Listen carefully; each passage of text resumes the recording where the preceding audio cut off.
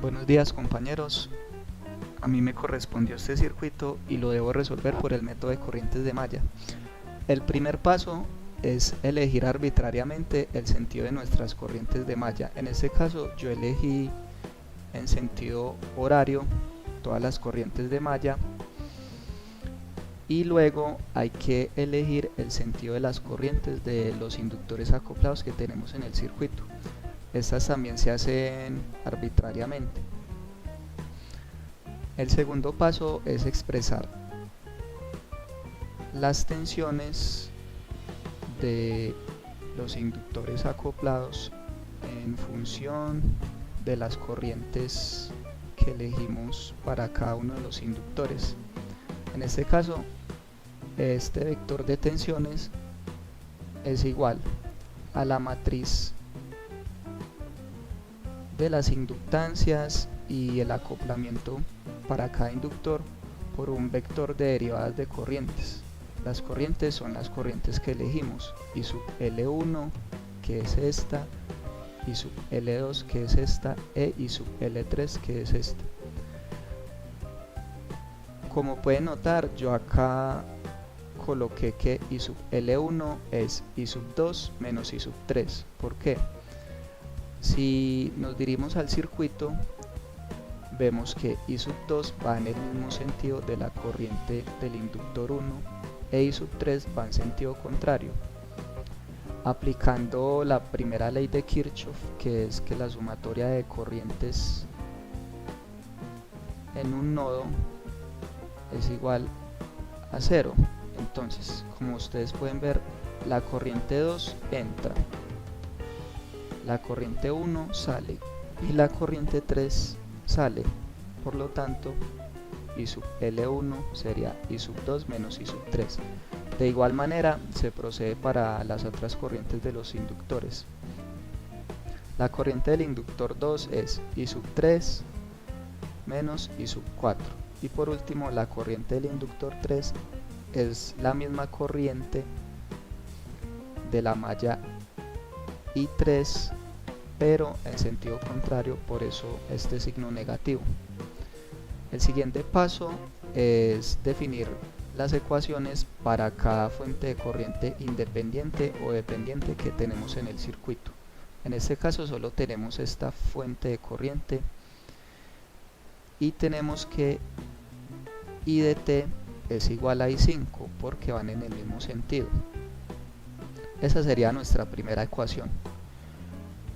El paso siguiente es aplica si el número de ecuaciones que tenemos es menor al número de mallas. Como podemos ver, solo tenemos una ecuación y tenemos 1, 2, 3, 4, 5 mallas.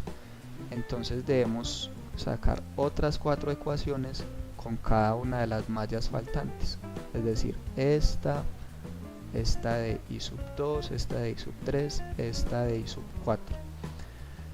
Si sacamos la primera ecuación de la malla de I sub 1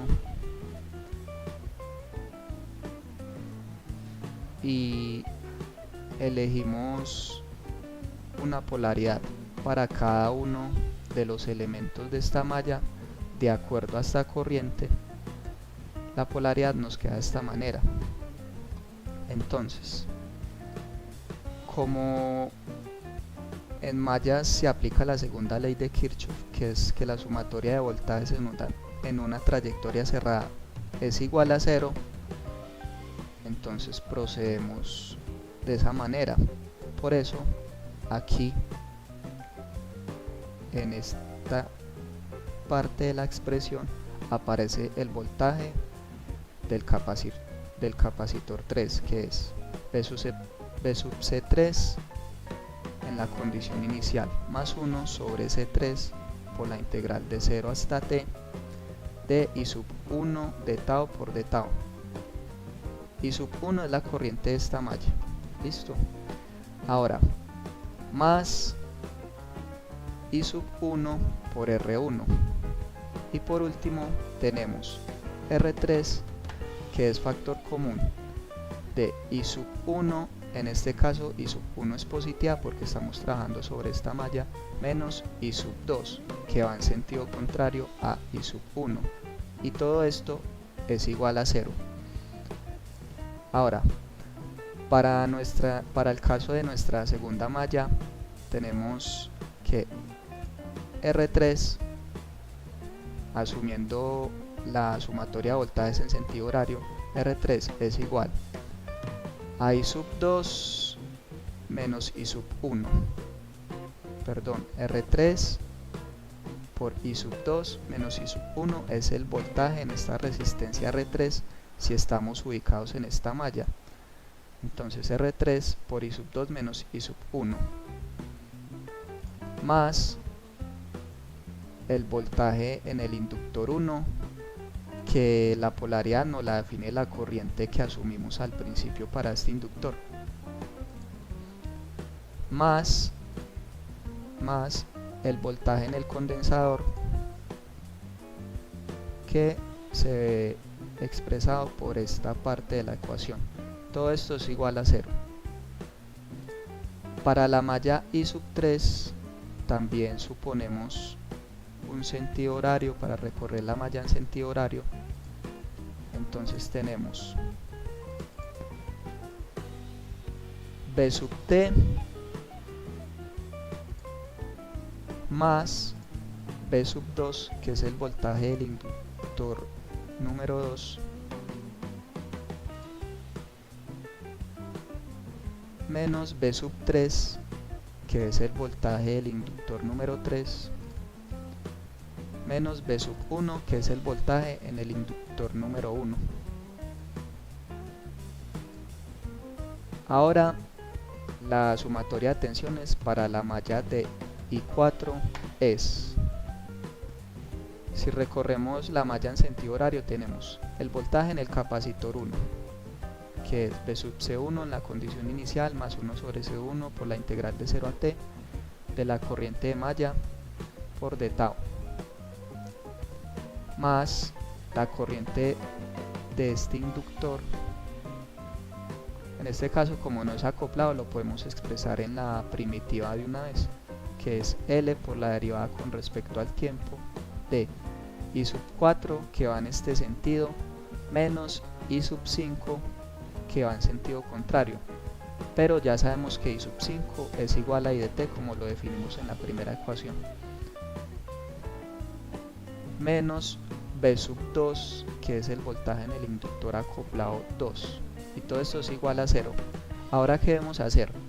Ahora debemos expresar estas tensiones de malla de acuerdo a las tensiones de nuestros inductores acoplados. Entonces, en realidad nos quedaría un sistema de ecuaciones 4×4, porque I sub 5 es igual a I de T, entonces ya no sería una incógnita de nuestro circuito. Pues ya lo que queda es expresar todo en función de las corrientes de malla. Por eso la ecuación 1 queda igual a como la habíamos planteado antes, que sería esta misma.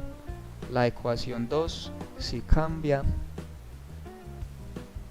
porque tenemos R3 por I2 menos I1 más el voltaje en el inductor 1, pero el voltaje en el inductor 1, si nos vamos a este paso de acá, el paso número 2, que es expresar los elementos acoplados en función de las corrientes de malla, vemos que B1 es igual a L1 por la derivada de I sub 2 menos I sub 3 menos M12 por la derivada de la corriente I sub 3 menos I sub 4, y esto pues nos daría 0, que es lo que tenemos acá.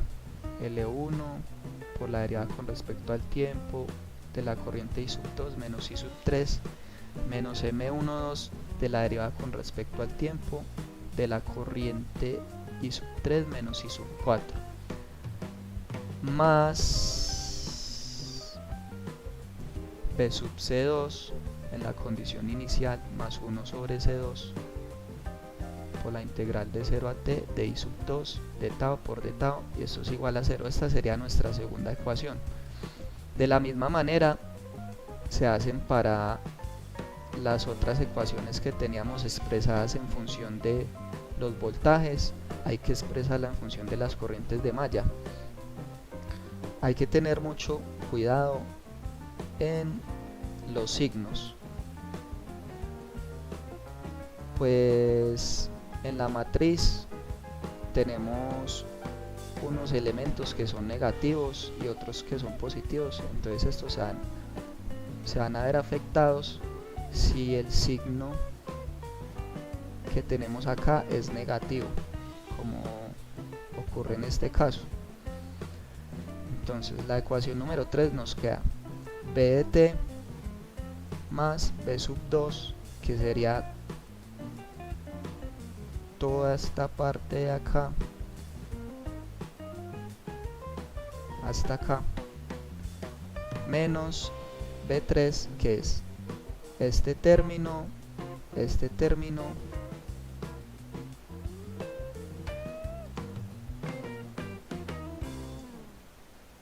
y menos B1, que es este término y este término. Todo esto es igual a 0. Y por último tenemos la malla de I4, que esto ya está expresado en función de las corrientes de malla, por eso nos queda igual. Lo único que tenemos que expresar en función de las corrientes de malla es B2, y B2 es esto por la derivada con respecto al tiempo de I sub 2 menos I sub 3, y esto por la derivada del corriente con respecto al tiempo de I sub 3 menos I sub 4, y este elemento de la matriz por la derivada con respecto al tiempo de menos I3, que son todos estos términos de acá. Como pueden ver, se ven afectados por este signo menos de B sub 2.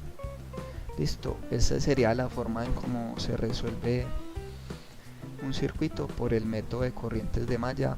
Muchas gracias, hasta luego.